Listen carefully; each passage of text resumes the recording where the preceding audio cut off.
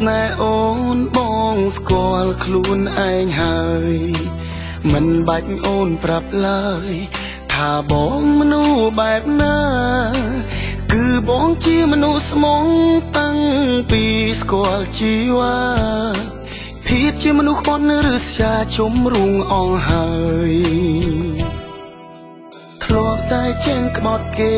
ពេលនឹងជួបវិញម្ដងចេះទាំងត្រនួលល្អជារឿងមិនដែលតែអូនគ្មានចិត្តស្មងបងស្គាល់ឈឺចាប់ហើយពេលចាប់ស្នេហ៍ត្រានត្រៃបងលែងក្លាហានដើម្បីបំភ្លេចអូនបានតលតែបងកាត់បេះដូងបងចោលធ្លាប់លុបហើយនៅតែសល់មិនអាចបំភ្លេចបាននឹក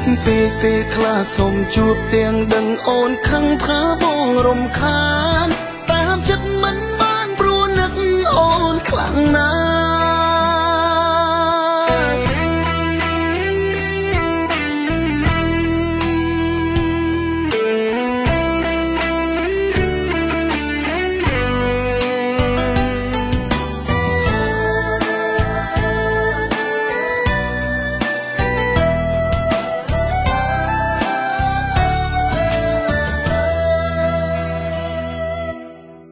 តែចេញក្បត់គេពេលនឹងជួបវិញម្ដងចេះទាំងត្រនួលល្អជារឿងមិនដែលតែអូនគ្មានចិត្តស្មងបងស្គាល់ឈឺចាប់ហើយ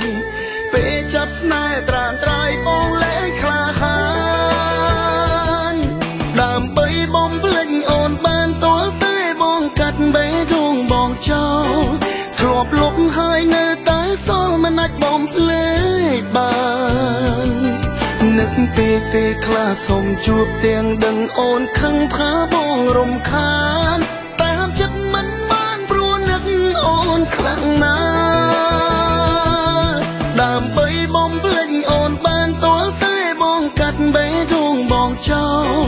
ធ្លាប់លុបហើយនៅតែសល់មិនអាចបំភ្លេចបាន